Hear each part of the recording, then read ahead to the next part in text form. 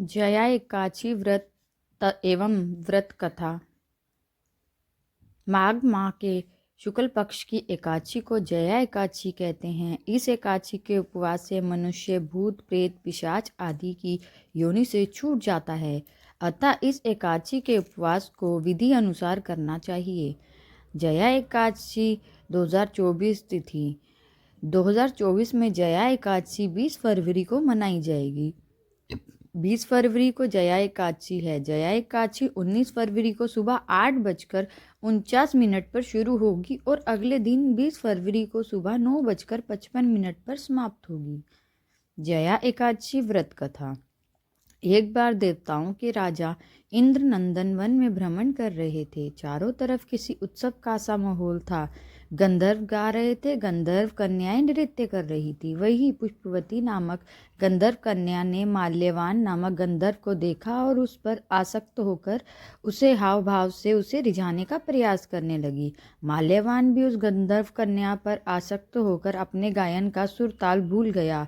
इससे संगीत की लय टूट गई और संगीत का सारा आनंद बिगड़ गया। सभा में उपस्थित देवगणों को यह बहुत बुरा लगा। यह देखकर देवेंद्र भी रुष्ट हो गए। संगीत एक पवित्र साधना है। इस साधना को भ्रष्ट करना पाप है। अतः कोशवंश इंद्र के पुष्पवती तथा मल्यवान को श्राप दे दिया। संगीत की साधना को अपवित्र करने वाले माल्यवान और पुष्पवती, तुमने देवी सरस्वती का घोर अपमान किया है।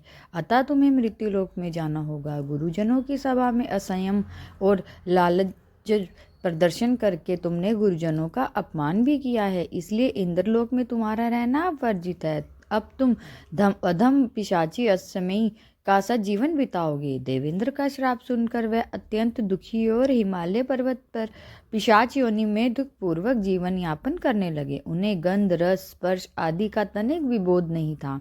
वहीं उन्हें असहनीय दुख सहने पड़ रहे थे। रात दिन उन्हें एक क्षण के लिए भी नींद नहीं आती थी। उस स्थान का वातावरण अत्यंत शीतल था, जिसके कारण उनके रोए खड़े हो जाते थे, हाथ पैर सुन्न पड़ जाते थे, दांत बजने लगते थे। एक दिन उस पिशाच ने अपनी स्त्री से कहा, ना मालूम हमने पिछले जन्म में कौन से पाप किए जिसके कारण हमें इतना दुखदायी यह पिशाच योनि प्राप्त हुई।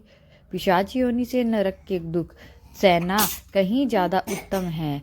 इसी प्रकार के अनेक विचारों को कहते हुए अपने दिन व्यतीत करने लगे। भगवान की कृपा से एक बार माघ के शुक्ल पक्ष की जया एकादशी के दिन इन दोनों ने कुछ भी भोजन नहीं किया और ना ही कोई पाप कर्म किया। उस दिन मात्र फल फूल खाकर ही दिन व्यतीत किया और महान दुख के साथ पीपल के वृक्ष के नीचे विश्राम करने लगे। उस दिन सूर्य भगवान अस्तांचल को ले जा रहे थे। वह रात इन दोनों ने एक दूसरे के साथ सटकर बड़ी कठिनाई से काट ली। दूसरे दिन प्रातःकाल होते ही प्रभु की कृपा से इन पिशाच योनि से मुक्ति मिल गई और पुनः प्राप्त अत्यंत सुंदर अप्सरा और गंधर्व की देह धारण करके तथा सुंदर वस्त्रों और आभूषणों से अलंकृत होकर दोनों स्वर्ग लोक को चले गए। उस समय आकाश में देवगण और गंधर्व इनकी स्तुति करने लगे। इंद्रलोक में जाकर इन दोनों ने देवेंद्र को दंडवत किया। देवेंद्र को भी उन्हें उनके रूप में देखकर महान विस्मय हुआ और उन्होंने पूछा, तुम्हें पिशाच योनि से किस प्रकार मुक्ति मिली? उसका पूरा वृतांत मुझे बताओ।